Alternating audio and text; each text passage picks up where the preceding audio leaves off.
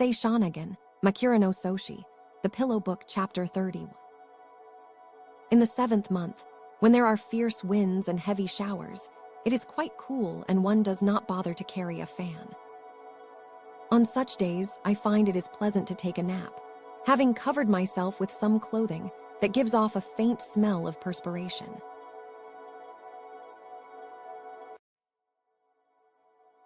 Sei Shōnagon, Makura no Soshi, The Pillow Book, Chapter 32. A woman with ugly hair, wearing a robe of white damask. Hollyhock worn in frizzled hair. Ugly handwriting on red paper. Snow on the houses of common people. This is especially regrettable when the moonlight shines down on it. A plain wagon on a moonlit night, or a light auburn ox harnessed to such a wagon. A woman who, though well past her youth, is pregnant and walks along panting. It is unpleasant to see a woman of a certain age with a young husband, and it is most unsuitable when she becomes jealous of him because he has gone to visit someone else.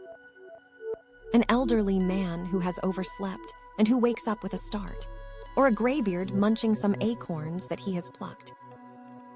An old woman who eats a plum and, finding it sour, puckers her toothless mouth. A woman of the lower classes, dressed in a scarlet trouser, skirt. The sight is all too common these days. A handsome man with an ugly wife. An elderly man with a black beard and a disagreeable expression playing with a little child who has just learnt to talk.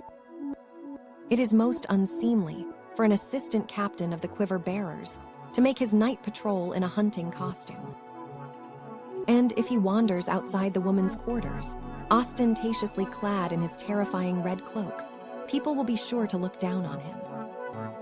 They disapprove of his behavior and taunt him with remarks like, "Are you searching for someone suspicious?" A lieutenant in the Imperial Police, who serves as a Chamberlain of the 6th rank, and therefore has access to the senior courtier's chamber, is regarded as being splendid beyond words. Country folk and people of the lower orders believe that he cannot be a creature of this world. In his presence, they tremble with fear and dare not meet his eyes. It is very unsuitable that such a man should slink along the narrow corridors of some palace building in order to steal into a woman's room. A man's trouser, skirt hanging over a curtain of state that has been discreetly perfumed with incense.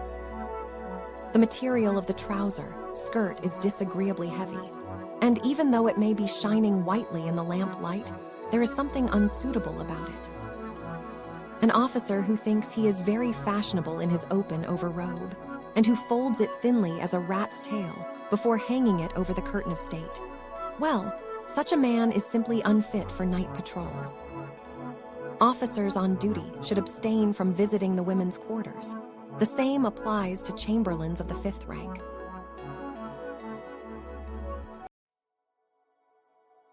Sei Shōnagon, Makura no Soshi, The Pillow Book, Chapter 33.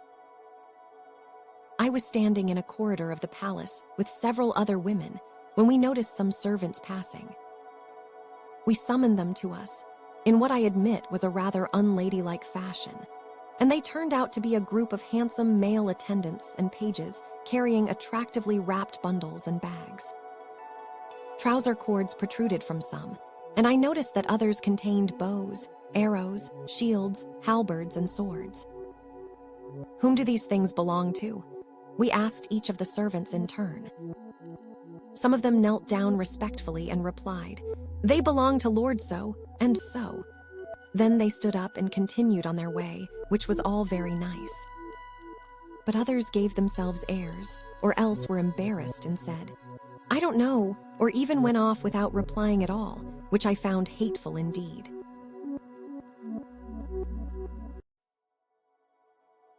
Sei Shōnagon, Makura no Soshi, The Pillow Book, Chapter 34. I have always regarded the position of controller as a fine and honorable one, but it is a shame that the train of his underrobe should be so short, and that he is not provided with an escort.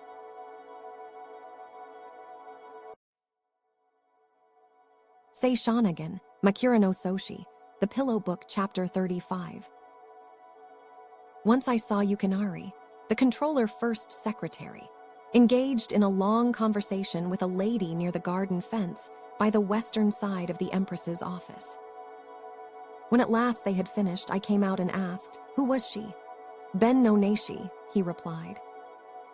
"And what on earth did you find to discuss with her for such a long time?" "If the major controller had seen you, she would have left you quickly enough." "And who can have told you about that business?" asked Yukinari, laughing. As a matter of fact, that is precisely what I was discussing with her. I was trying to persuade her not to leave me, even if the major controller did see us. Yukinari is a most delightful man. To be sure, he does not make any particular effort to display his good points, and simply lets people take him as he appears, so that in general he is less appreciated than he might be. But I, who have seen the deeper side of his nature, know what an unusual person he really is. I said this one day to the Empress, who was well aware of it herself. In the course of our conversations, he often says, "A woman yields to one who has taken pleasure in her. A knight dies for one who has shown him friendship." We used to say that our feelings for each other were like the willows on Taitomi Beach. Yet the young women at court heartily detest Yukinari and openly repeat the most disagreeable things about him. "What an ugly man he is," they say. "Why can't he recite sutras and poems like other people?" He really is most unpleasant. Yukinari, for his part, never speaks to any of them.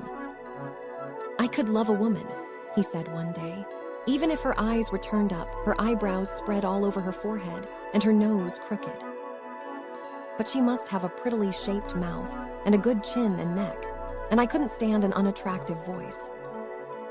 Of course, I would prefer her not to have any bad feature. There's really something sad about a woman with an ugly face. As a result, all the court ladies with pointed chins or other unattractive features have become Yukinari's bitter enemies, and some of them have even spoken badly of him to the Empress. I was the first person he employed to take messages to the Empress, and he always called on me when he wanted to communicate with her. If I was in my room, he would send for me to the main part of the palace, or else he would come directly into the women's quarters to give me his message.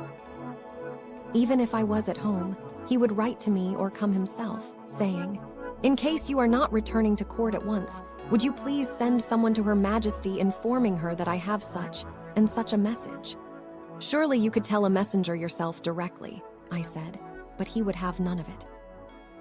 On one such occasion, I suggested to Yukinari that one should take things as they are, and not always stick to the same habits. "But such is my nature," he replied, "and that is something one cannot change." "Well then," I said in a surprised tone, "what is the meaning of 'do not be afraid'?" Yukinari laughed and said, "There has no doubt been a lot of talk lately about our being so friendly." "But what of it? Even if we were as intimate as people think, that would be nothing to be ashamed of. Really, you could let me see your face." "Oh no," I replied, "I cannot possibly do that. I am extremely ugly, and you said you could never love an ugly woman." "Are you really?" he said. "In that case, you had better not let me see you." Often thereafter, when it would have been easy for Yukinari to look at me in the normal course of things, he covered his face with a fan or turned aside. In fact, he never once saw me.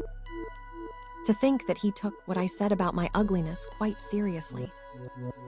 Towards the end of the 3rd month, it becomes too warm for winter cloaks, and often chamberlains who are on night watch in the senior courtiers' chamber wear only the overrobes of their court costumes, leaving off their trouser, skirts, and trains. Early one morning in that month, when Lady Shikabu and I had been sleeping in the outer part of a room in the Empress's office, the sliding door was pushed open and the Emperor and Empress entered. We were thrown into utter confusion and did not know what to do with ourselves, which greatly amused their majesties. Hastily we threw on our Chinese jackets, tucking our hair inside, and then we heaped the bed, clothes, and everything else in a great pile. Their majesties walked across the room, and, standing behind this pile, watched the men going between the palace and the guard house.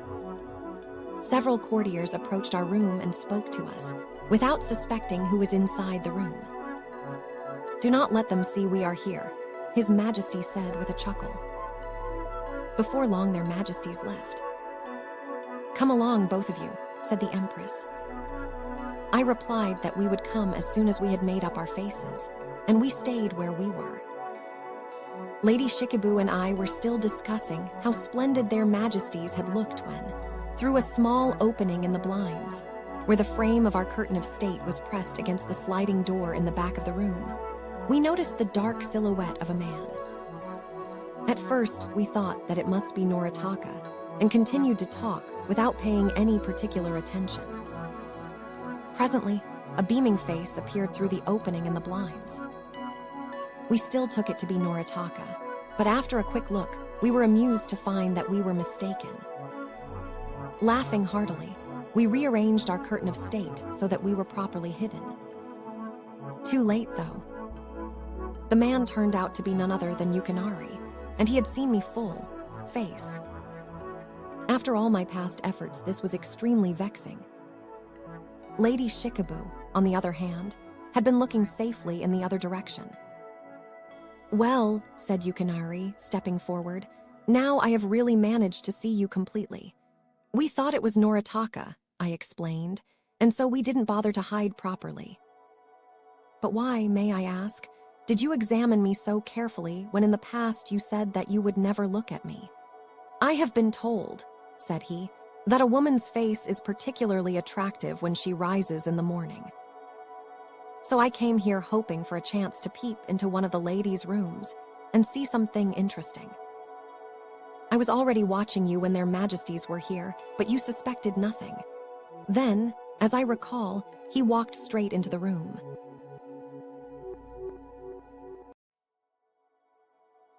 Sei Shōnagon, Makura no Soshi, The Pillow Book, Chapter 36. The roll call of the senior courtiers is a delightful event, and I also enjoy it when the gentlemen in attendance on the Emperor have their names called. They tumble out of the buildings with a noisy clatter of footsteps. From the eastern part of Her Majesty's wing of Serio Palace, I and the Empress's other ladies, in waiting, can follow everything if we listen carefully. How exciting when one hears some close friend answering with his name. It is exciting, too, to hear the voice of a man who is unfamiliar, even though one knows he is on duty in the palace. The women freely discuss the different styles in which the men have responded, and this is very amusing.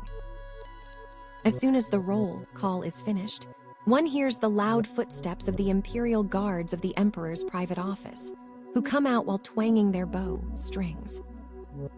Then the Chamberlain on duty proceeds to the balustrade at the north-east corner of the building, his shoes reverberating noisily on the wooden boards, and adopts the posture that I believe is called high kneeling. Facing the Emperor's palace, he asks the officer who stands behind him, "Is Sound so present?" And so, almost impressive. Sometimes the answers are given in a soft voice, sometimes loudly, and sometimes the muster is cancelled if there are insufficient men present.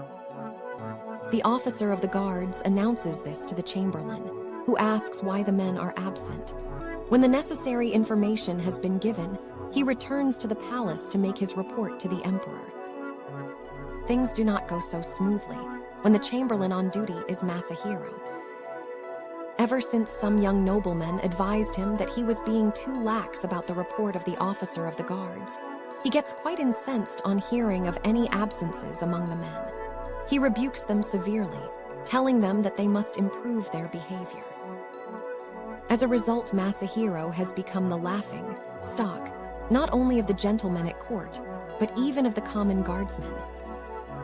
On one occasion, Masahiro actually left his shoes on the serving board in the Emperor's dining room.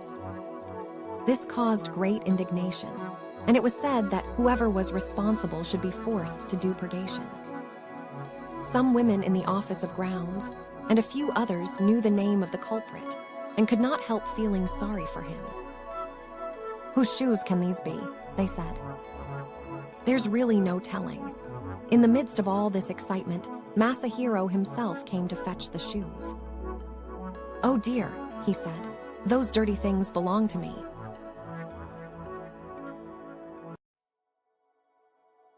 Sei Shōnagon, Makura no Soshi, The Pillow Book, Chapter 37. It is hateful when a well-bred young man who is visiting a woman of lower rank calls out her name in such a way as to make everyone realize that he is on familiar terms with her. However well he may know her name, he should slur it slightly as though he had forgotten it. On the other hand, this would be wrong when a gentleman comes at night to visit a lady in waiting. In such a situation, he should bring along a man who can call out the lady's name for him, a servant from the office of grounds if she is in the imperial palace, or else someone from the attendants' hall, for his voice will be recognized if he calls her name himself. But when he is visiting a mere servant or girl attendant, such a precaution is unnecessary.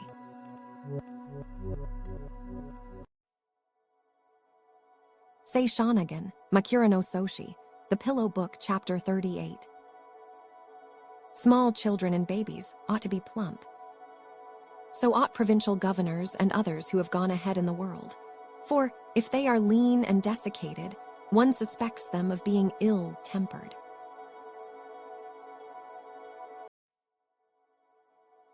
Sei Shōnagon, Makura no Soshi, The Pillow Book, Chapter 39. Nothing can be worse than allowing the driver of one's ox carriage to be poorly dressed. It does not matter too much if the other attendants are shabby, since they can remain at the rear of the carriage. But the drivers are bound to be noticed, and if they are badly turned out, it makes a painful impression. The servants who follow one's carriage must have at least a few good points. Some people choose slender young men who look as if they were really made to be runners, but then let them wear threadbare hunting costumes and skirts that are dark at the hems and actually seem to be of shaded material. This is a great mistake, for as they amble along beside the carriage, these badly dressed young men do not seem to be part of their master's equipage at all. The fact is that the people in one's employ should always be decently dressed. To be sure, servants often tear their clothes, but so long as they have been wearing them for some time, this is no great loss and one can let the matter pass. Gentlemen who have had official servants allotted to their households must certainly not allow them to go about looking slovenly. When a messenger or a visitor arrives, it is very pleasant, both for the master and for the members of his household, to have a collection of good-looking pages in attendance.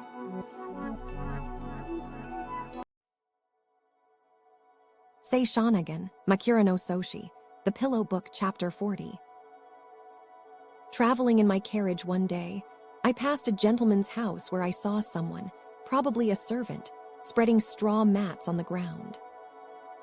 I also noticed a young boy of about 10, with long, attractive hair hanging loosely down his back, and a child of about 5 whose hair was piled up under his jacket and whose cheeks were plump and rosy. The child held a funny little bow and a stick of some sort. It was quite adorable. How I should have liked to stop my carriage, pick them both up, and take them along. As I continued on my way, I presently came to another house. They were burning incense, and the air was redolent with its scent.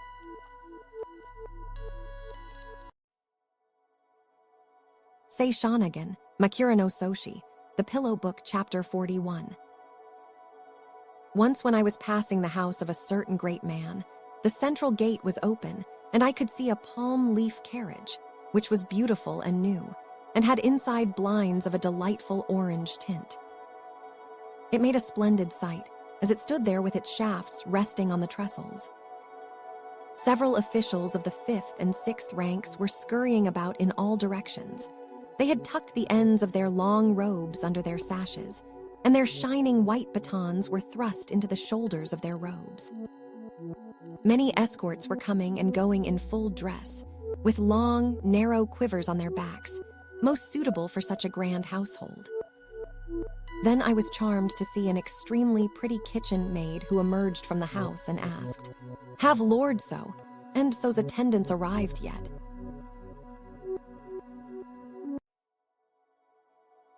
Sei Shōnagon, Makura no Soshi, The Pillow Book, Chapter 42.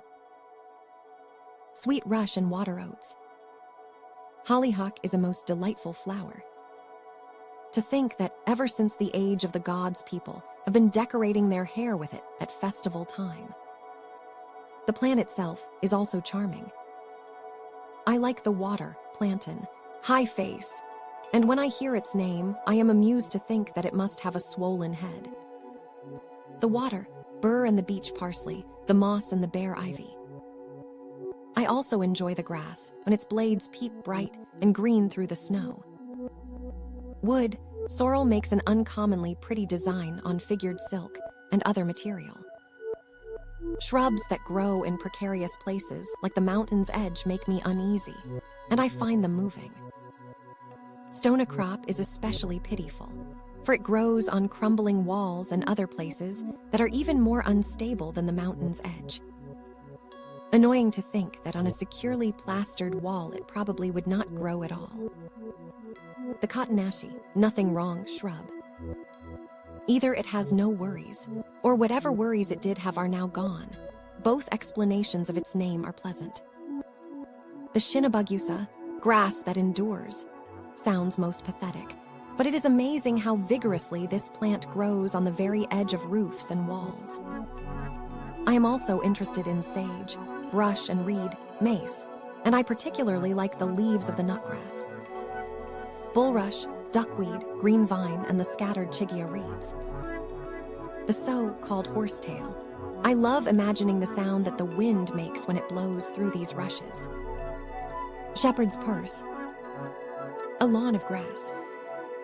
Floating lotus leaves are very pretty when they are spread out, large and small, drifting along the calm, limpid water of a pond. If one picks up a leaf and presses it against some object, it is the most delightful thing in the world. Goose grass, snake's beard, and mountain sedge, club moss, crinum, and the common reed. When the wind blows the arrowroot leaves, one can see that their backs are extremely white and pretty.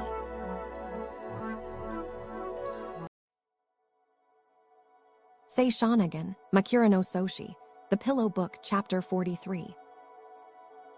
The capital city. Arrowroot. Water burr. Colts. Kale. Bamboo grass. The round-leaved violet. Club moss. Water oats. Flat river boats. The mandarin duck. The scattered chigia reed. Lawns. The green vine. The pear tree. The jujube tree. The althea.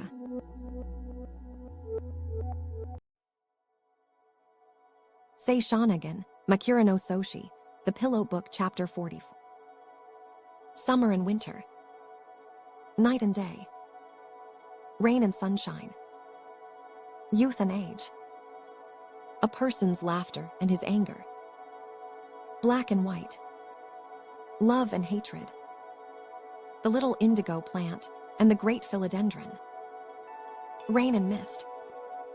When one has stopped loving somebody, one feels that he has become someone else, even though he is still the same person. In a garden full of evergreens, the crows are all asleep. Then, towards the middle of the night, the crows in one of the trees suddenly wake up in a great flurry and start flapping about. Their unrest spreads to the other trees, and soon all the birds have been startled from their sleep and are cawing in alarm. How different from the same crows in daytime.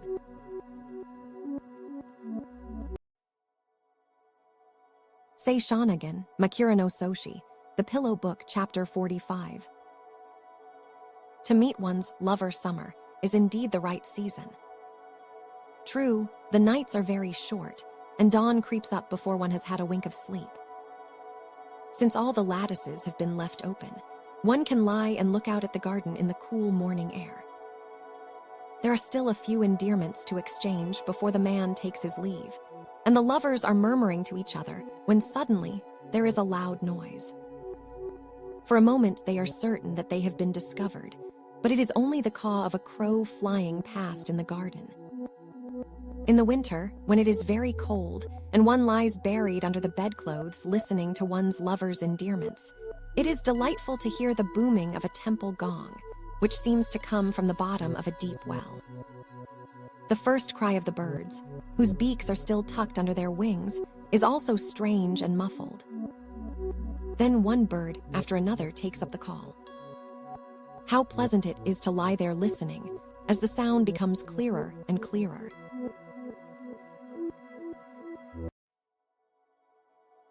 Sei Shōnagon, Makura no Soshi, The Pillow Book, Chapter 46. A lover's visit is the most delightful thing in the world. But when the man is a mere acquaintance, or has come for a casual chat, what a nuisance it can be. He enters the ladies' room, where numerous other women are ensconced behind the blinds chatting to each other, and he gives no sign that his visit will be brief. The attendants who have accompanied him sit outside impatiently, convinced that the handle of his axe will rot away. They yawn loudly and complain of their lot. Oh, the bondage, they mutter to themselves. Oh, the suffering. It must already be past midnight. Probably they do not realize that anyone is listening, and in any case their words mean little. Yet it is disagreeable to hear such remarks, and one's visitor finds that the things he would normally be enjoying on such a visit have lost their charm. Sometimes the attendants do not dare put their sentiments into words, but clearly show them by the look on their faces and by the great groans that they let forth. At such times, I find it amusing to recall the poem about the waters seething far below. But if they go and stand by a fence in the garden and say, "It looks like rain," or words to that effect, I find it hateful. The attendants who accompany young noblemen and other people of quality never behave in this rude way, but such things often happen with men of lower rank. When paying a visit, a man should take along only those attendants whose character is known to him.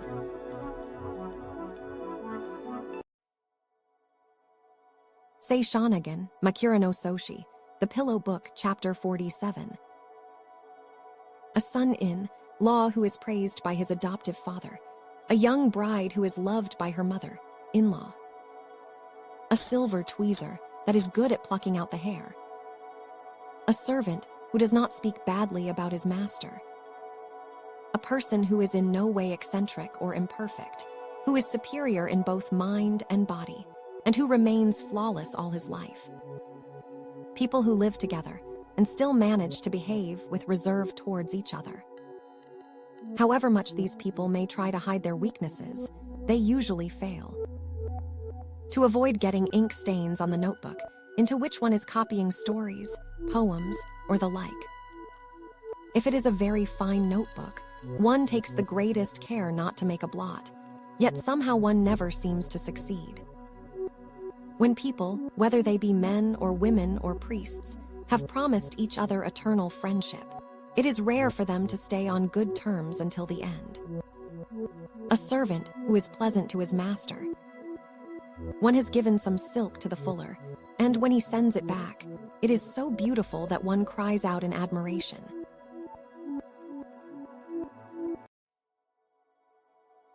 Sei Shōnagon, Makura no Soshi, The Pillow Book, Chapter 48.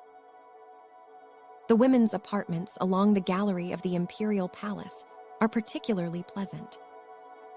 When one raises the upper part of the small half shutters, the wind blows in extremely hard. It is cool even in summer, and in winter snow and hail come along with the wind, which I find agreeable. As the rooms are small, and as the page, boys, even though employed in such august precincts, often behave badly, we women generally stay hidden behind our screens or curtains. It is delightfully quiet there, for one cannot hear any of the loud talk and laughter that disturb one in other parts of the palace. Of course, we must always be on the alert when we are staying in these apartments. Even during the day, we cannot be off our guard, and at night, we have to be especially careful. But I rather enjoy all this. Throughout the night, one hears the sound of footsteps in the corridor outside. Every now and then the sound will stop, and someone will tap on a door with just a single finger. It is pleasant to think that the woman inside can instantly recognize her visitor. Sometimes the tapping will continue for quite a while, without the woman's responding in any way. The man finally gives up, thinking that she must be asleep. But this does not please the woman, who makes a few cautious movements with a rustle of silk clothes so that her visitor will know she is really there. Then she hears him fanning himself as he remains standing outside the door. In the winter, one sometimes catches the sound of a woman gently stirring the embers in her brazier. Though she does her best to be quiet, the man who is waiting outside hears her. He knocks louder and louder, asking her to let him in. Then the woman slips furtively towards the door where she can listen to him. On other occasions, one may hear several voices reciting Chinese or Japanese poems. One of the women opens her door, though in fact no one has knocked. Seeing this, several of the men, who had no particular intention of visiting this woman, stop on their way through the gallery. Since there is no room for them all to come in, many of them spend the rest of the night out in the garden, most charming. Bright green bamboo blinds are a delight, especially when beneath them one can make out the many layers of a woman's clothes emerging from under brilliantly colored curtains of state. The men who glimpse this sight from the veranda, whether they be young noblemen with their robes in form ally left unsewn in the back, or chamberlains of the 6th rank in their costumes of green, do not as a rule dare enter the room where the woman is seated. It is interesting to observe them as they stand there with their backs pressed to the wall and with the sleeves of their robes neatly arranged. Charming also, when one is watching from the outside, is the sight of a young man clad in laced trousers of dark purple and in a dazzling court robe over an array of varicolored garments, as he leans forward into the woman's room, pushing aside the green blind. At this point, he may take out an elegant inkstone and start writing a letter, or again, he may ask the woman for a mirror and comb his side locks. Either is delightful. When a 3-foot curtain of state has been set up, there is hardly any gap between the top of the frame and the bottom of the head, blind. Fortunately, the little space that remains always seems to come precisely at the face, level of the man who is standing outside the curtains and of the woman who is conversing with him from inside. What on earth would happen if the man was extremely tall and the woman very short? I really cannot imagine. But so long as people are of normal height, it is satisfactory. I particularly enjoy the rehearsal before the special festival when I am staying in the women's apartments at the palace. As the men from the Office of Grounds walk along, they hold their long pine torches high above them. Because of the cold, their heads are drawn into their robes, and consequently the ends of the torches are always threatening to bump into things. Soon there is the pleasant sound of music as the players pass outside the women's apartments playing their flutes. Some of the young noblemen in the palace, fascinated by the scene, appear in their court costumes and stand outside our rooms chatting with us, while their attendants quietly order people to make way for their masters. All the voices mingle with the music in an unfamiliar and delightful way. Since the night is already well advanced, one does not bother to go to bed, but waits for the dawn when the musicians and dancers return from their rehearsal. Soon they arrive, and then comes the best part of all when they sing, the rice flowers from the freshly planted fields. Almost everyone enjoys these things, but occasionally some sober sides will hurry by without stopping to watch the scene. Then one of the women calls out laughingly to him, "Wait a moment, sir. How can you abandon the charms of such a night? Stay for a while and enjoy yourself." But evidently the man is in a bad mood, for he scurries along the corridor, almost tumbling over himself in his haste, as though in terror of being pursued and captured.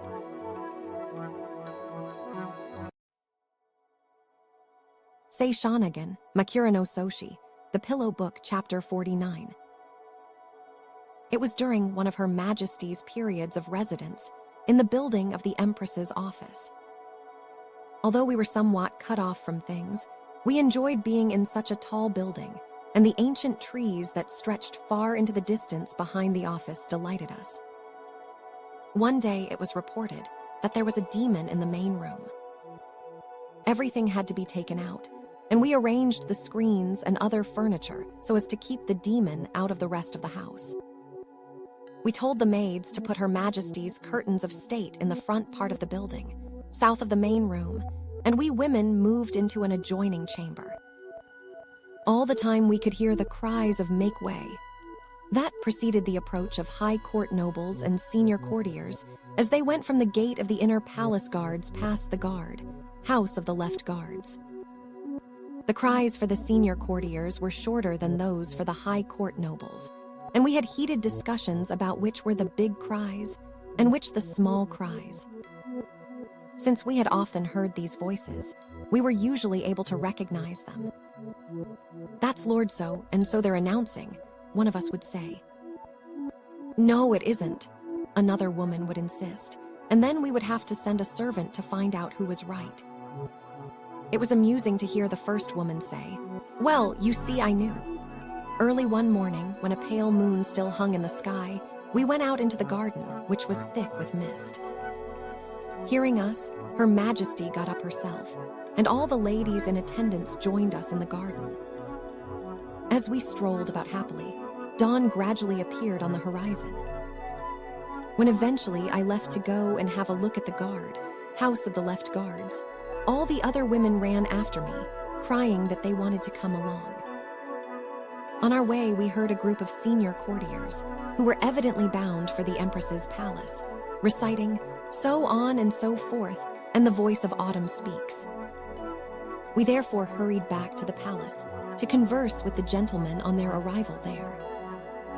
"So you have been out moon, viewing," said one of them admiringly, and composed a poem in praise of the moon. Both during the day, and at night the senior courtiers were always paying us such visits. High court nobles, too, unless they were in an uncommon hurry, used to call on us whenever they were going to or from the imperial palace.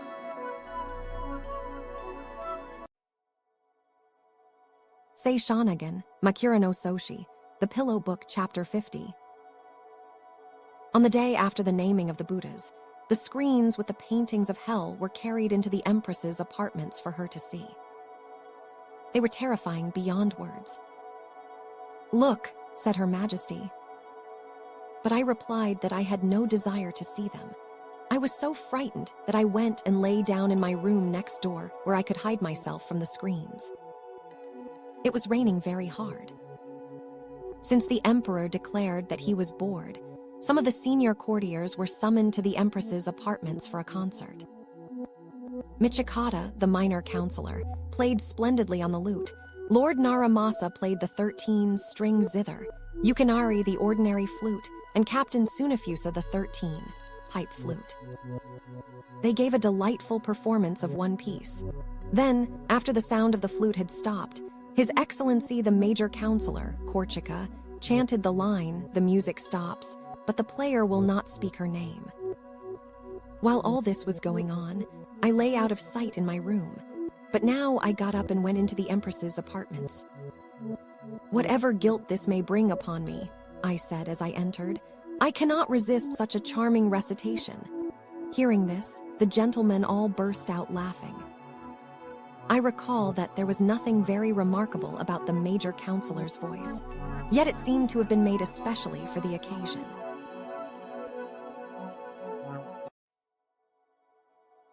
Sei Shōnagon, Makura no Soshi, The Pillow Book, Chapter 51.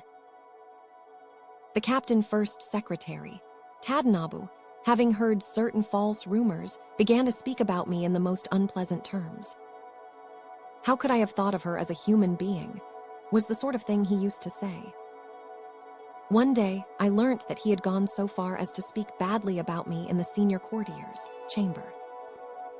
I felt terribly ashamed, but I laughed and said, "How distressing if what he said were correct. As it is, he's sure to find out the truth soon enough, and then he'll change his mind about me." Shortly afterwards, Tadanobu heard my voice when passing near the black door, and without even glancing at me, he covered his face with his sleeve. Despite his dislike of me, I never tried to explain matters and let time pass without so much as looking at him. Towards the end of the second month, it rained a great deal and time hung on my hands. One day someone told me that Tadanobu was secluded in Seiryo Palace on the occasion of an imperial abstinence, and that he had been overheard to remark, "After all, things do seem a bit dreary since I stopped seeing Shonagon. I wonder if I shan't send her a message. I don't believe a word of it," I replied. Yet I spent the entire day in my room, thinking that a messenger might arrive, and by the time I went to the Empress's apartments, I found that she had already retired for the night. The ladies, waiting on duty, were seated in a group near the veranda. They had drawn up a lamp and were playing a game of parts. "Oh good," they cried when they saw me. "Come and join us," yet I felt depressed and wondered why I had come. Instead of joining the women, I sat down by a brazier, but presently they had all gathered round me and we started chatting to each other. Just then there was a loud cry outside the room. "A messenger is here." "That's strange," I said. "I've only just arrived. What can have happened since I left my room?" I sent a maid to find out. When she returned, she told me that the man was from the Office of Grounds and that he had a message which he must at all costs deliver to me personally. I went out and asked the man what had happened. "Here is a letter for you from the Captain First Secretary," he said. "Please answer it without delay." In view of Tadanobu's attitude, I wondered what sort of a letter he could have written. But since I did not want to hurry through it then and there, I told the messenger that he could leave and that I would send my reply presently. Tucking the letter in the breast of my robe, I returned to my companions. We were once more chatting away when the messenger returned and said, "His Excellency, the captain, ordered me to bring his letter back to him if there was no immediate reply. Please be quick. It was all as strange as a tale from Issei." I examined the letter. It was elegantly written on heavy blue paper, and there was nothing about it to worry me. I opened it and read, "With you it is flower time as you sit in the council hall neath a curtain of brocade." And below this he had added, "How does the stanza end?" I was at a complete loss. If Her Majesty had been there, I should have asked her to look at the letter and give her opinion, but unfortunately she was asleep. I had to prove that I knew the next line of the poem, but were I to write it in my somewhat faltering Chinese characters, it would make a bad impression. I had no time to ponder, since the messenger was pressing for a reply. Taking a piece of burnt-out charcoal from the brazier, I simply added the following words at the end of Tadanobu's letter: "Who would come to visit this grass-thatched hut of mine?" Then I told the messenger to take it back to Tadanobu. I waited for a reply, but none came. I spent the night in the Empress's apartments with the other ladies, waiting. Very early on the following morning, when I had returned to my own room, I heard Captain Tsunafusa call in a booming voice, "Is Grass Hut here? Is Grass Hut here? How could anyone with such a vulgar name be staying here?" I asked. Now, if you were to ask for Jade Tower, you might get a reply. "Ah, good," said Tsunafusa. "So you are in your room." I was prepared to go all the way to the palace to find you. He then told me what had happened on the previous evening. He and several officials of the 6th rank, and above all of them, gentlemen of some talent, had been with Tadanobu in the captain's night duty room.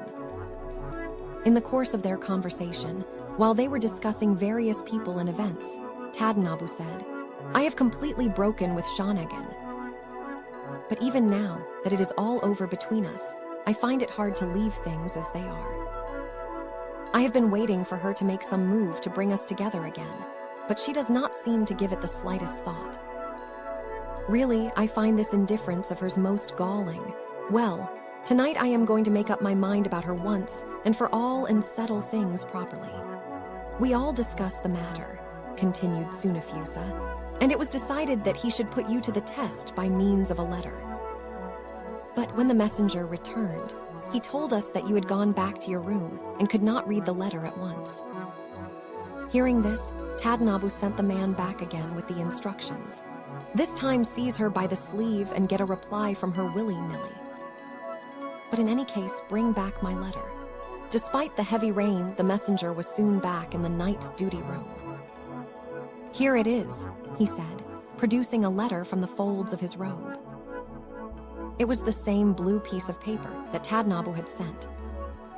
We wondered whether you had returned it without perusal. But when Tadanobu unfolded it, he gave an exclamation of surprise, and we all gathered round him curiously. What a rogue she is, he said. How can one break with a woman like that? We examined the letter excitedly. We'll have to send it back to her with the first 3 lines added, said someone. Come, Captain Tsunafusa, you provide the missing lines. We stayed up until late at night cudgeling our brains for the right words, but in the end we had to give up. We then decided that this was an incident that people must hear about. I was quite embarrassed by Tsunafusa's praise. So now, he added as he hurriedly took his leave, you have acquired the name of Grass Hut. That's all very well, thought I, but it's hardly a name I should like to keep indefinitely. Just then Norimitsu, the assistant master of the Office of Palace Repairs, arrived in my room. I thought you would be in the palace, he said, and I have just been there to tell you how delighted I was by the news. Why so delighted, I said. I haven't heard about any official appointments. What post did you get? No, replied Norimitsu. It's about your answer to Tadanobu yesterday evening. I've been waiting all night to tell you how pleased I was. There's never been anything like it. He then related the whole story that I had heard from Captain Tsunafusa. Tadanobu told us that he would finally make up his mind about you depending on your reply to his letter. If it turned out to be unsatisfactory, he was going to break with you once and for all. When the messenger came back the first time empty-handed, I decided that this was in fact a good sign. The next time, when he returned with your answer, I was so curious to know what you had said that my heart was pounding. To tell the truth, it occurred to me that, if your answer was inadequate, this would reflect on me too as your elder brother. As it turned out, it was not merely adequate, it was outstanding. Everyone in the room praised it warmly, and one of the old men told me, "This is something for you to hear since you're her elder brother." Of course I was delighted, but I kept it to myself and simply said, "I am totally incompetent in matters of this kind." "We aren't asking for your criticism," was the reply, "and we don't even expect you to understand what she wrote. But we do want you to tell people about it." This was rather mortifying for your elder brother, but I found some satisfaction in the difficulties they themselves had in framing a reply. "We simply can't find the right opening lines," they said. "But after all, is there any special reason that we have to send a return poem?" Still, they did not give up. Since they realized that to produce a feeble reply would be worse than nothing at all, they stayed there till the middle of the night racking their brains for the proper words. Well now, surely we both have good cause to rejoice. Norimitsu and I were still talking when a servant came to my room and told me to report at once to Her Majesty. As soon as I was in her presence, I realized that she had called me to discuss what I had written to Tadanobu. "The Emperor has been here," she said, "and he told me that all his gentlemen have your reply written on their fans." I was amazed and wondered who could have spread the news. Thereafter Tadanobu no longer hid his face behind his sleeve when we met, and he seemed to have altered his opinion of me.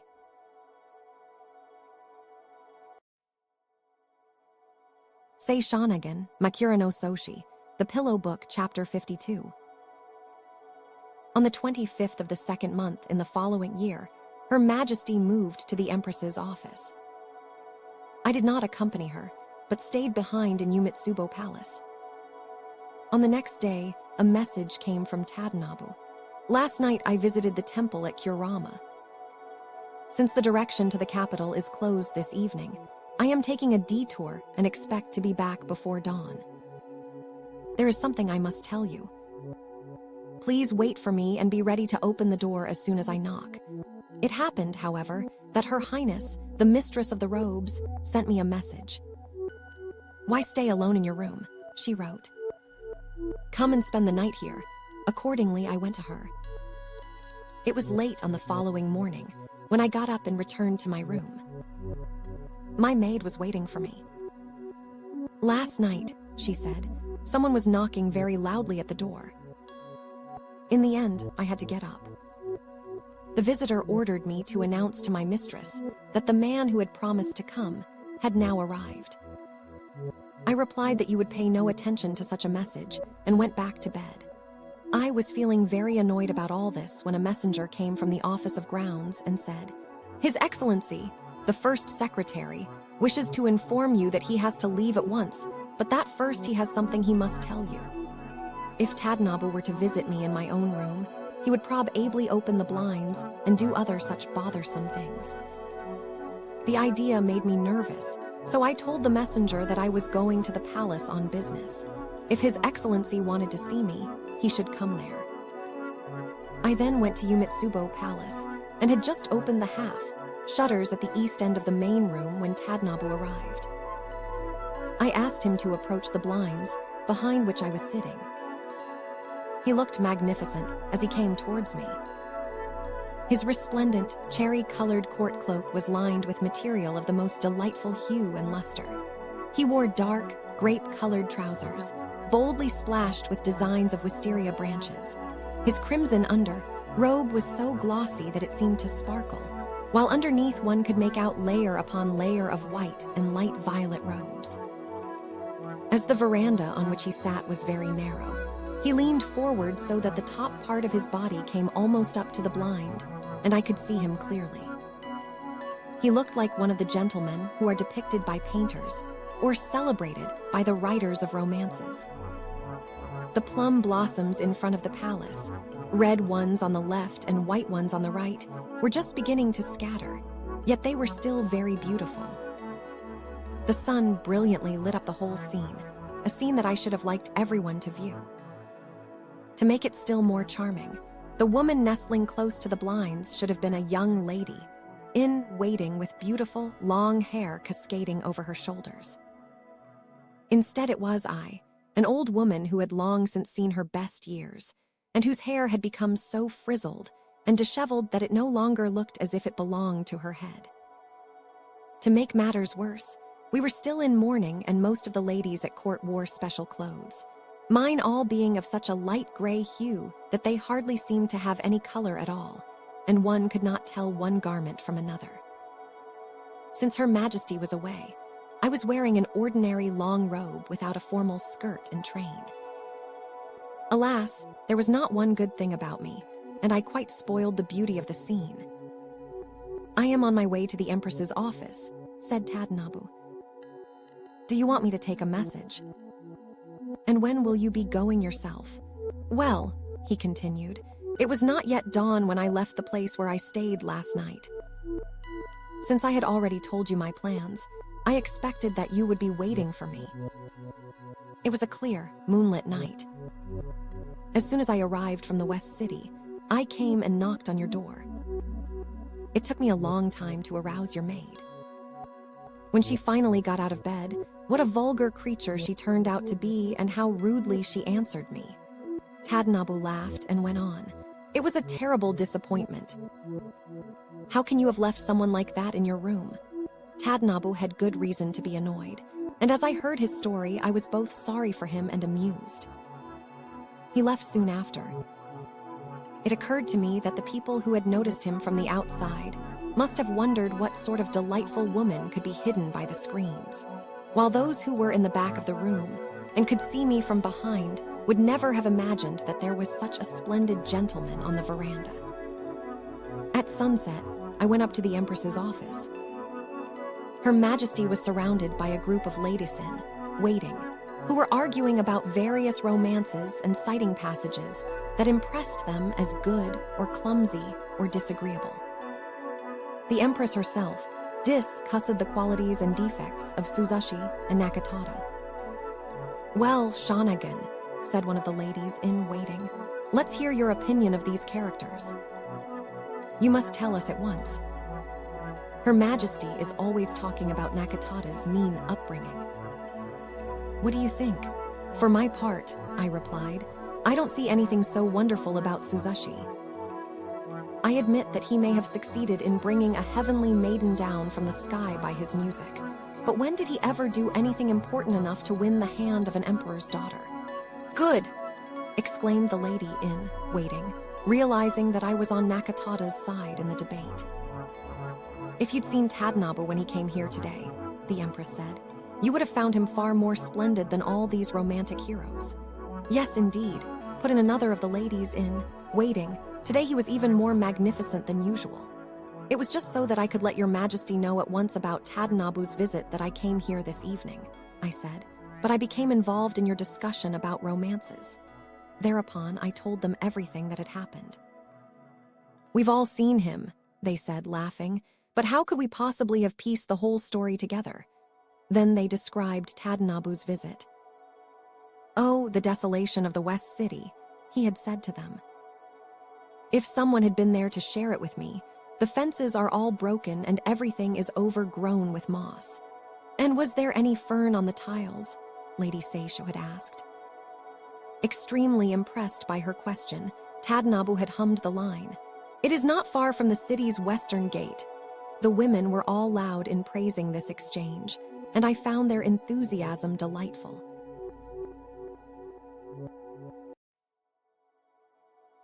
Sei Shōnagon, Makura no Soshi, The Pillow Book, Chapter 53. When I stayed away from the palace, I frequently received visits from senior courtiers and other gentlemen. The people of the household where I was staying used to complain about this and criticize me. If my visitors had included anyone to whom I was particularly attached, I should have resented their complaints, but such was not the case. As it happened, I had no desire to meet them. Yet, if a gentleman comes all the way to see one both during the daytime and at night, is it possible to reply that one is not at home and to send him away embarrassed?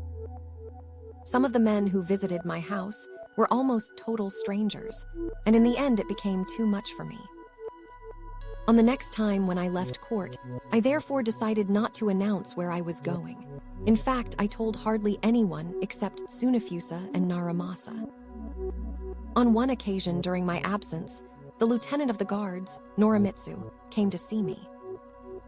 In the course of our conversation, he mentioned that on the previous day, His Excellency, the Imperial Advisor, Tadanobu, had insistently questioned him about my whereabouts.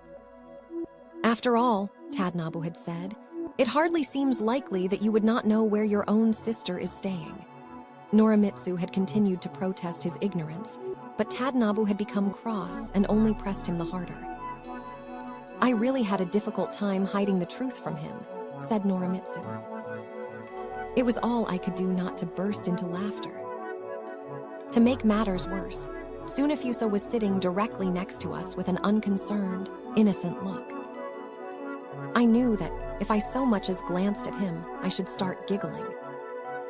To save myself, I snatched from the table a common piece of seaweed and popped it into my mouth. It must have looked odd, but my ruse saved me from giving away your secret. As it was, Tadanobu decided that I really did not know where you were. I found it all most amusing. "Well," I said, still more emphatically, "whatever you do, don't tell him." Several days passed. Then late one night, I heard a loud knocking at the gate.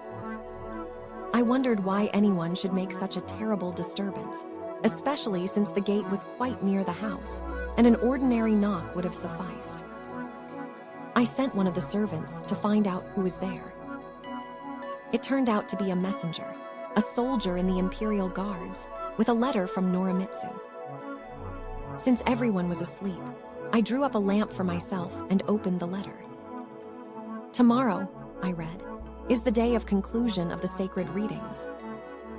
Tadanobu is bound to spend all day in the palace to attend the Emperor and Empress during their abstinence. If he urges me again to tell him where my younger sister is, there will be no help for it. I shall certainly not be able to hide it this time. Is it all right to let him know where you are? What shall I do? I shall act according to your instructions."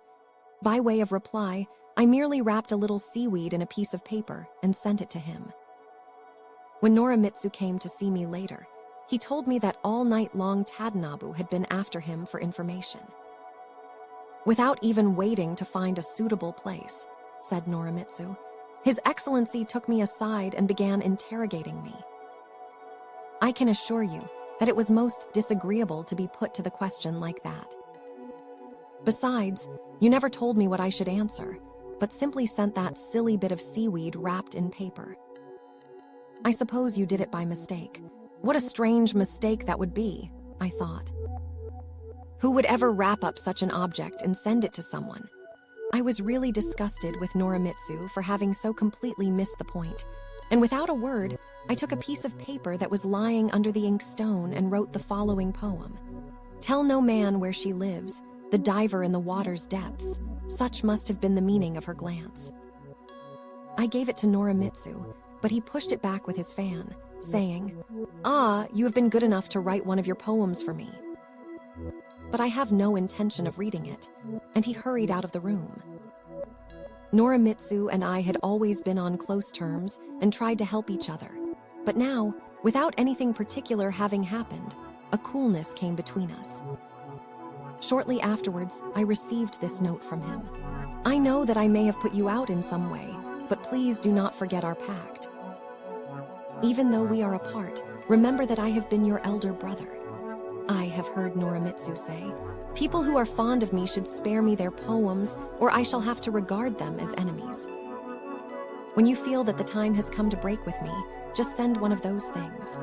So it is possible that Norimitsu never actually read the following poem that I sent in reply to his note. "Smoothly runs the river of Yashino between Mount Imo and Mount C. Younger sister and older brother. Yet, should those mountains crumble, the river too would vanish from our sight." In any case, he never answered it. At about the same time, he was awarded the head, dress of nobility, and appointed assistant governor of Totomi. And so we parted while still on bad terms.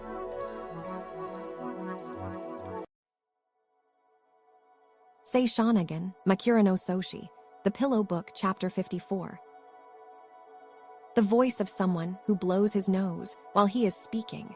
The expression of a woman plucking her eyebrows.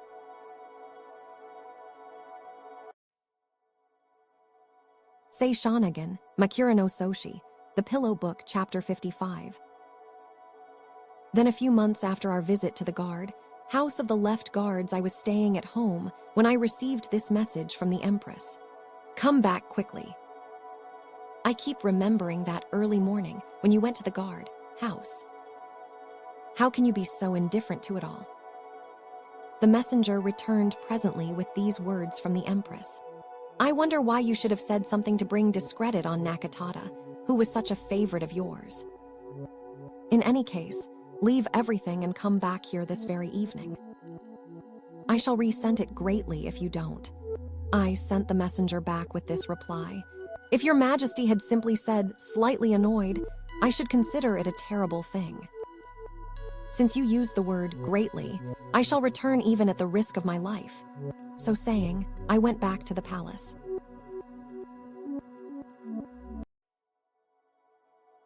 Sei Shōnagon, Makura no Soshi, The Pillow Book, Chapter 56. Once when Her Majesty was residing in the Empress's office, perpetual readings were held in the western part of the main hall. The usual paintings of the Buddha had been hung for the occasion, and several priests were in attendance. On the second day of the readings, the voice of a common, sounding woman reached us from the veranda. "I expect there will be some scraps from the altar offerings," she said. "How could there be any leftovers this early in the service?" replied one of the priests. I wondered who the woman might be and went on to the veranda to have a look. It turned out to be an old nun dressed in a filthy cotton trouser, skirt which was so short and narrow that it seemed more like a sort of tube than an article of clothing. Over this, she wore something equally dirty, which was presumably meant to be a robe, but which came only about 5 inches below her sash. She really looked like a monkey. "What do you want, woman?" I asked. "Madam," she replied in an affected tone, "I am a disciple of the Buddha and I was hoping to receive the leftovers from his altar. But these priests are so stingy that they grudge the smallest gift." She now spoke in a bright, elegant fashion, and I was rather touched to see her so crushed by misfortune. Yet there was a gaudiness about her manner that annoyed me, and I said, "So you eat nothing but the Buddha's holy leftovers?" "How worthy of you." Seeing my expression, she said, "Why do you suppose that's all I eat?" "It's only when I can't get anything else that I take leftovers." I put some fruit, flat rice cakes, and other things in a basket and gave it to her. She then became extremely familiar and began chatting away. Some of the younger ladies in waiting joined us on the veranda and plied her with all sorts of questions, such as, "Do you have a lover?" and "Where do you live?" to which she replied with jokes and suggestive quips. When one of them asked her whether she could sing and dance, she burst out with "Who shall share my bed tonight?" "Hitachi no Suk, he's my man. His skin is soft to touch." This was followed by several other songs in a similar vein. Then she started rolling her head round and round and sang, "The maple leaves of scarlet that tint Otoko's manly peak proclaim that mountain far and wide." Her behavior was most unbecoming. The ladies in waiting laughed with disgust and said, "Be off with you," which I found very amusing. "Let's give the woman something before we send her packing," said one of them. The Empress had heard all this and reprimanded us. "Why have you made her behave in such an embarrassing way?" she asked. I couldn't bear to hear it, and I had to stop up my ears. "Here, give her this robe and send her away at once." The ladies took the robe and threw it at the woman, saying, "Her Majesty has generously given you this present. Take off your filthy robe and put on this nice clean one." The nun received it with a deep bow. Then, draping it over her shoulders, she began to perform a dance of thanks. She was really too repulsive, and we all went indoors. Evidently, this gift made her feel that she was now fully accepted in Her Majesty's household. Thereafter, she was always coming and going, and soon she had acquired the nickname of Hitachi no Suk. She still wore her same dirty robe. We wondered what she had done with the one the Empress gave her, and we felt quite disgusted with the creature. One day when Lady Yukon paid a call, Her Majesty told her about the nun. "My ladies have taken it into their heads to befriend her," she said. "She's always coming to see us these days." Then she asked Lady Koyo to give an imitation of the nun. Lady Yukon burst out laughing. "How can I arrange to see her for myself?" she asked. "You really must show her to me. Don't think I'll try to take her away. I realize she is Your Majesty's favorite." Later, there came another nun, a cripple this time, but with a naturally elegant manner. She called to us from the veranda. When we went out, she begged for alms in such an embarrassed way that we were truly sorry for her.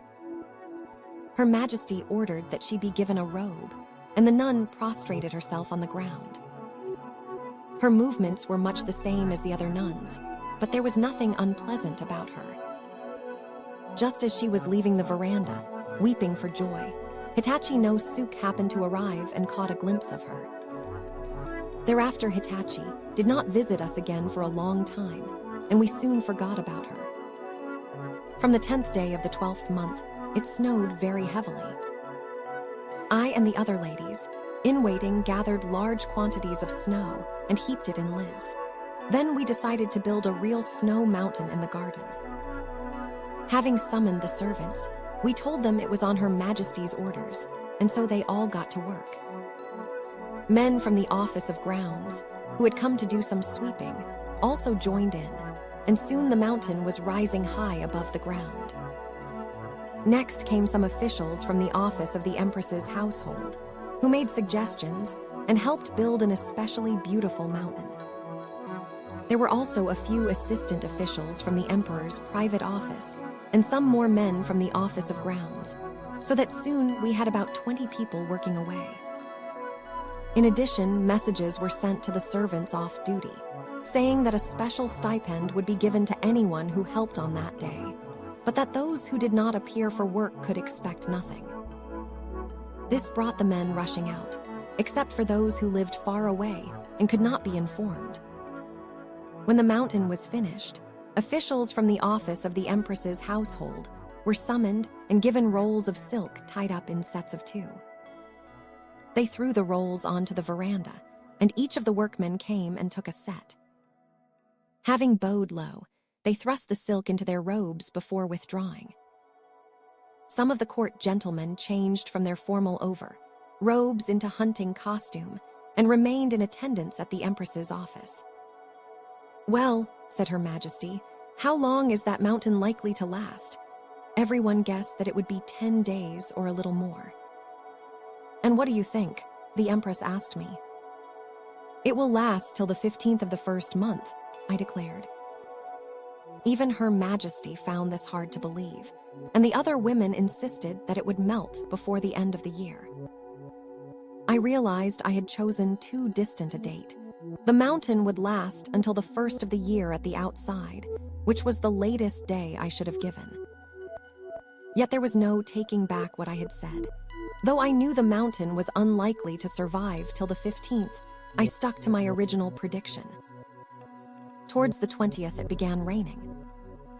There was no sign that the snow was about to melt, but the mountain did shrink a little. "Oh, Goddess of Mercy of Shurayama," I prayed frenziedly, "do not let our mountain melt away."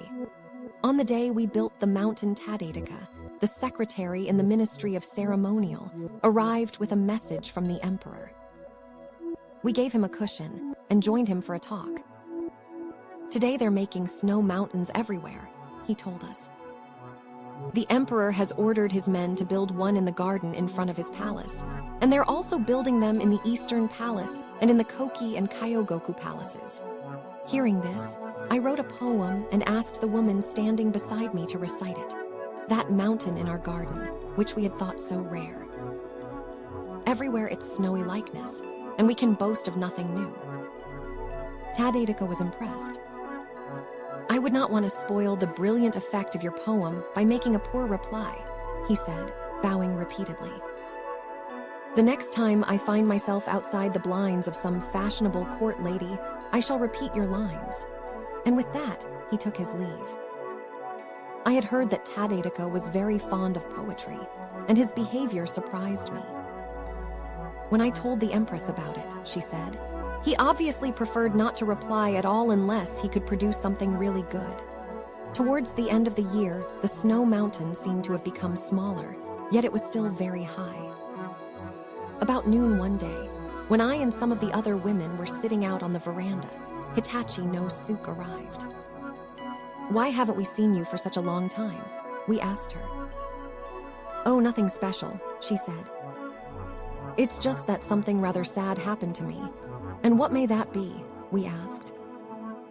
"Well," she replied, "I couldn't help feeling that lucky indeed is she, that nunnish diver of the briny depths, who is so laden down with gifts that she can scarcely drag herself ashore." She drawled out her poem, and we all laughed contemptuously. Since no one was paying much attention, she made her way up to the snow mountain and walked round it before leaving. Later, we sent Lady Yukon a message about the visit, and she replied, "Why didn't you bring her here?" It was really too bad to abandon her like that and make her go all the way to that great mountain of yours by herself. This caused us to burst into laughter again. New Year came without affecting the snow mountain in any way. On the first day of the year, it again started snowing heavily. I was happily thinking how the snow would gather on the mountain when Her Majesty said, "This has come at the wrong time. Leave what was there before and brush away all the new snow." Very early on the following morning, as I was going from the palace to my room, I saw a man who looked like a head retainer. He was on his way to the Empress's office and was shivering with cold. On the sleeve of his night watch costume, which was as green as a citron leaf, I noticed a piece of paper, also green, attached to a pine twig. "Who sent this?" I asked him. "The High Priestess of Kamo," he replied. Realizing at once that this must be something pleasant, I carried the letter to the Empress's room. Her Majesty was still in bed, and I did my best to open her lattice door myself, using for this purpose a go board on which I stood as I tried to push up the heavy grating. The lattice was very heavy, but finally one side opened with a creaking sound that wakened the Empress. "Why are you doing that?" she asked. "I have a letter from the High Priestess," I replied, "which I had to deliver to Your Majesty as quickly as possible." "Well," she said, getting up, "it certainly is early for a letter." Looking inside, she discovered a pair of hair sticks, each about 5 inches long. They had been placed end to end so that they looked like a single hair wand. Some paper had been wrapped round the head of the sticks, which were prettily decorated with sprigs of wild orange, club moss, and mountain sedge. But there seemed to be no written message. "Can this really be all?" said the Empress. Searching more carefully, however, we found the following verse written on a bit of paper wrapped round the end of the stick. "I thought I heard the woodman's axe echoing through the hills."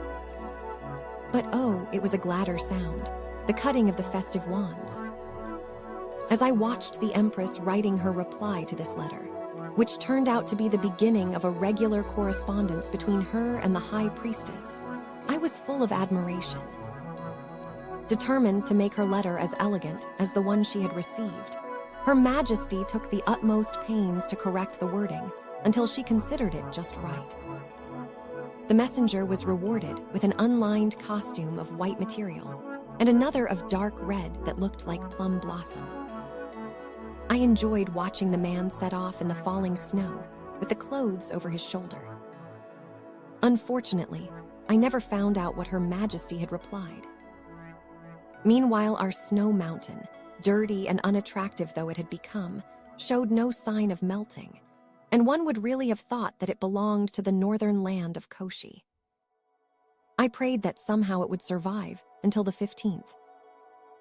I was convinced that I would win, but some people insisted that it would not outlast the 7th.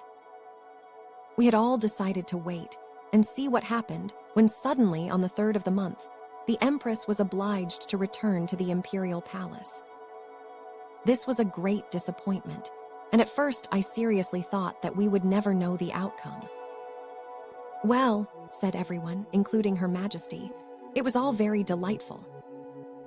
What a shame we couldn't see it to the end."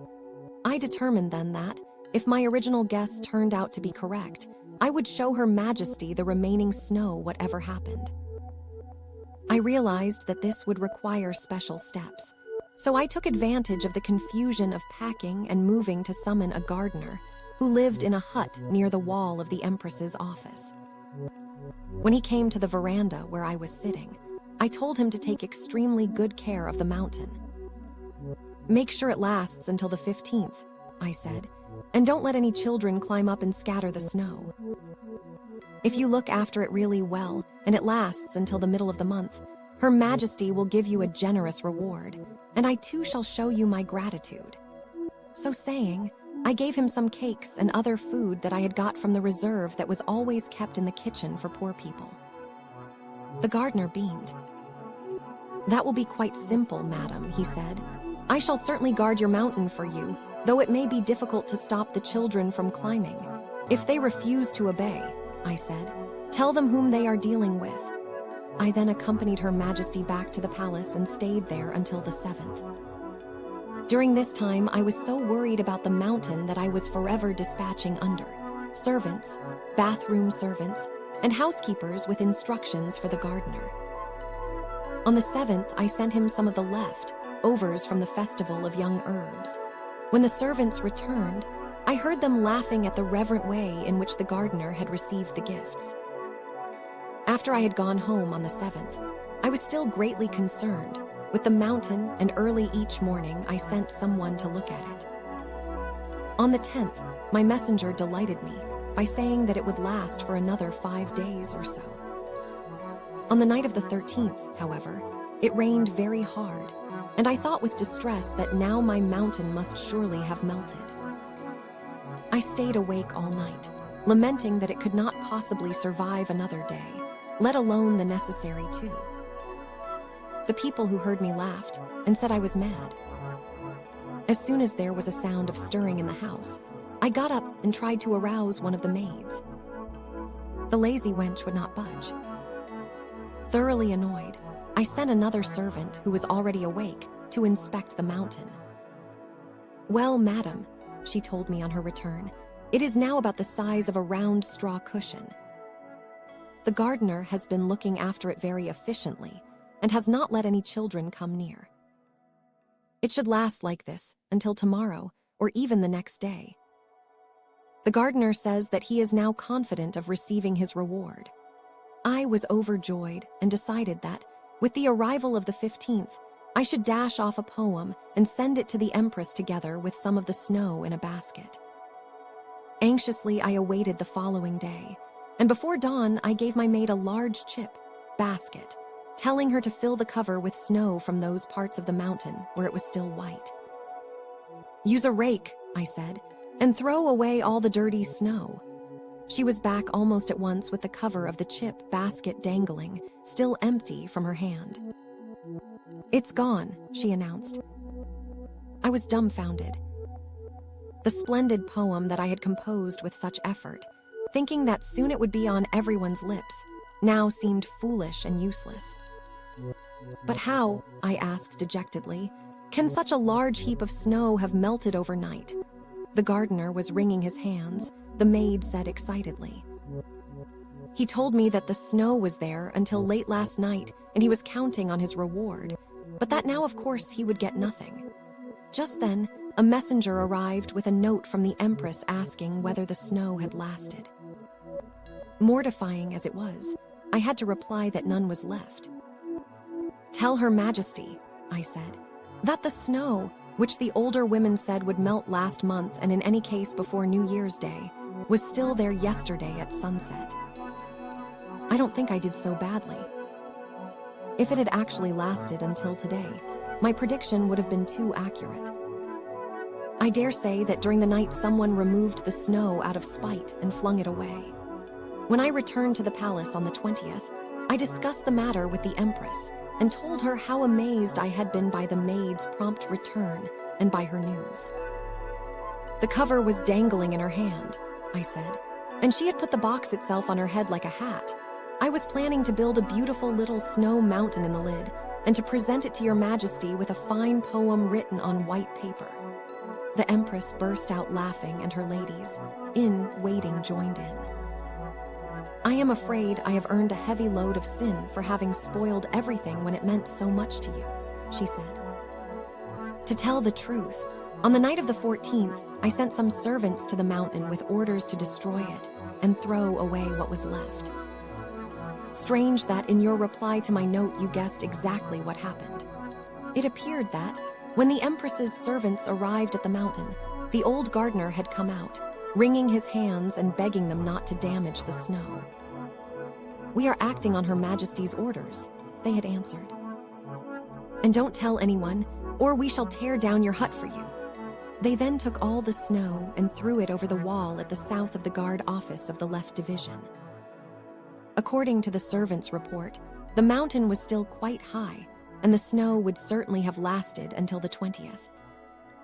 "In fact," said the Empress, "I am afraid your mountain might very well have stood there until it started snowing again next winter." When His Majesty heard the story, he commented to his senior courtiers, "Who would have thought of having such a strange contest?" "Well," said the Empress after she had told me all this, "now you can see that it is just the same as if you had actually won." so please let me hear your poem." The ladies in waiting joined her in asking for my poem, but I felt very unhappy and replied, "After what I have just been told, why should I want to recite it?" At that moment, the emperor walked into the room and addressed me. "I have always regarded you as being like other people," he said, "but now I see what a remarkable woman you really are." This only made me unhappier about my mountain, and I felt I was going to burst into tears. "Oh, how sad," I exclaimed. "What a cruel world we live in." I remember how happy I was when it snowed on New Year's Day and the mountains started getting higher. But then your majesty said it had come at the wrong time and gave orders that all the snow should be swept away. The emperor laughed. "The fact is," he said, "that she probably didn't want you to win."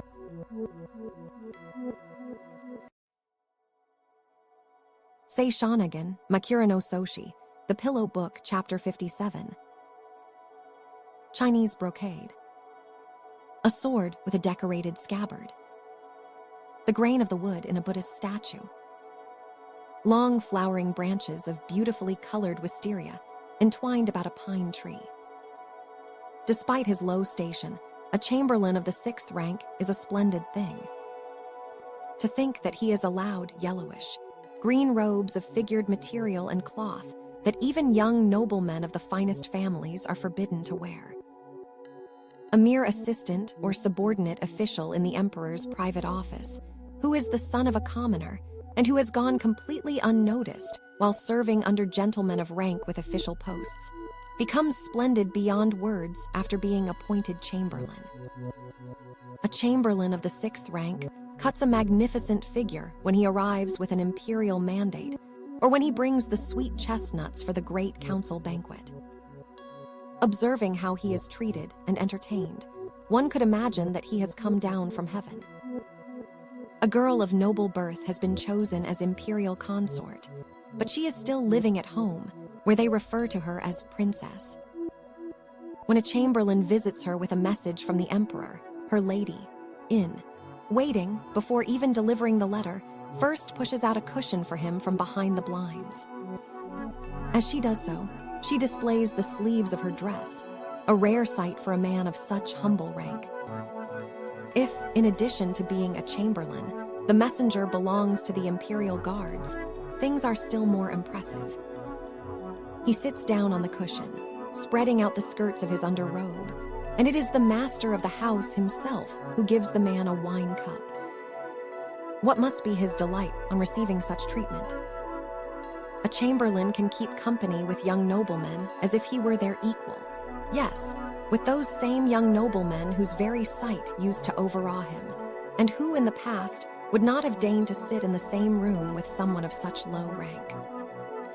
Now it is he who inspires jealousy, especially when people see how closely he attends the emperor, fanning his majesty and rubbing the ink stick for him when he wishes to write a letter. The chamberlain's term of office is 3 or 4 years. During this time, he is poorly dressed, and there is nothing very elegant about his personal effects. Yet he can mix freely with senior courtiers and other superiors. But what does he have to show for it all when his term has expired? I am sure that, as the time approaches for him to receive the head, dress of nobility and forego the privilege of being admitted into the presence, he feels sorrier than if he were to lose his own life.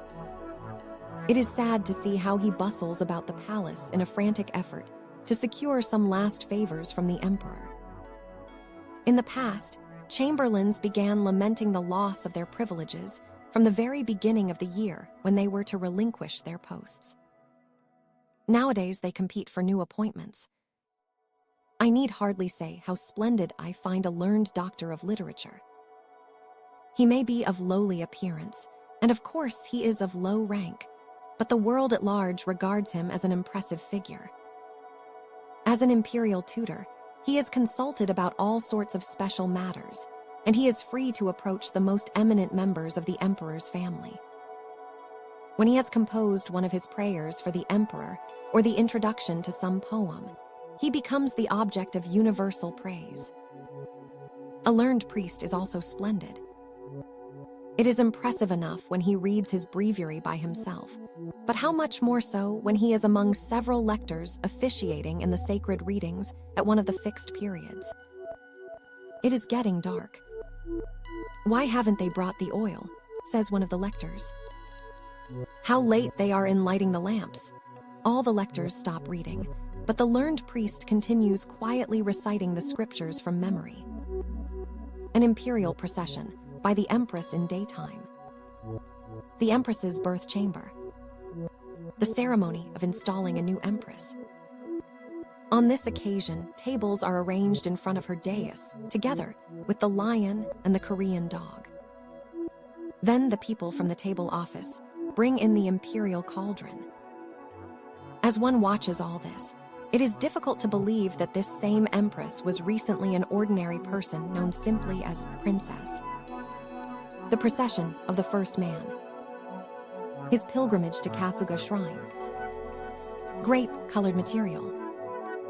Anything purple is splendid, be it flowers, thread, or paper. Among purple flowers, however, I do not like the iris despite its gorgeous color. What makes the costume of 6th rank Chamberlains so attractive when they are on night duty is the purple trousers. A large garden all covered with snow. The eldest son of our present emperor is still a child, but how splendid he looks when he is in the arms of their excellencies, his handsome young uncles, when he is being served by senior courtiers, or when his horse is led out for inspection. Seeing the young prince at such times, one would say that nothing unpleasant could ever happen to him.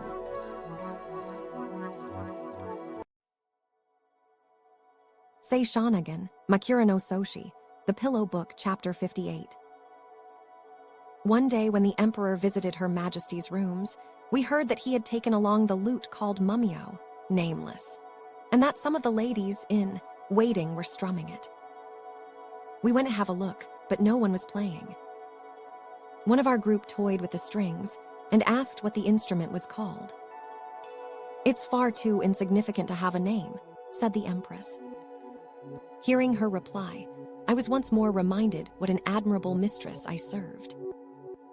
The lady of the Shijai Shah, who had come to call on the Empress, mentioned in the course of conversation that at home she had a very fine 13-pipe flute which she had received from her late father. Hearing this, his lordship the bishop said, "Please give it to me.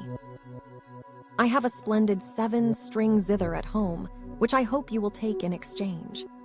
But the Shijai Shah paid no attention to him and continued chatting to the Empress. His lordship repeated the request several times, thinking that in the end his sister was bound to reply, but still she said nothing.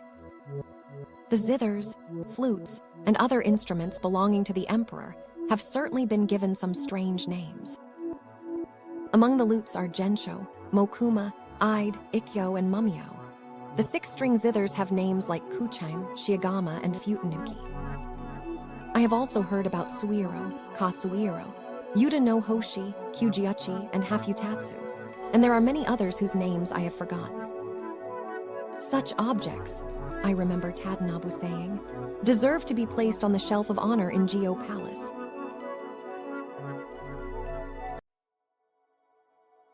Sei Shōnagon, Makura no Soshi, The Pillow Book, Chapter 59. A group of senior courtiers had spent all day playing the zither and flute outside the bamboo blinds of the Empress's apartments in Serio Palace. In the evening, they retired and went their own ways. When the lamp was brought out, the lattices had not yet been lowered, and it was possible to see clearly through the blinds into the imperial apartments. There sat the Empress, holding her lute lengthwise.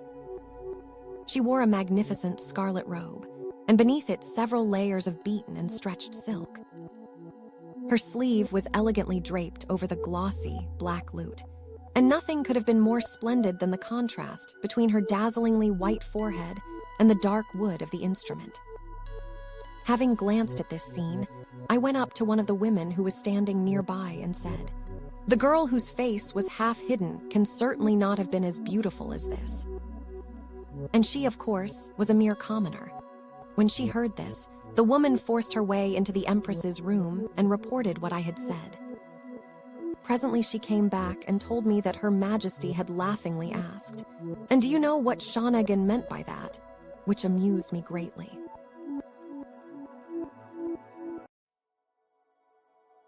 Sei Shōnagon, Makura no Soshi, The Pillow Book, Chapter 60. Once in the 5th month, during the long spell of rainy, whether Captain Tadanobu came and stood next to the bamboo screen by the door leading to the Empress's apartments.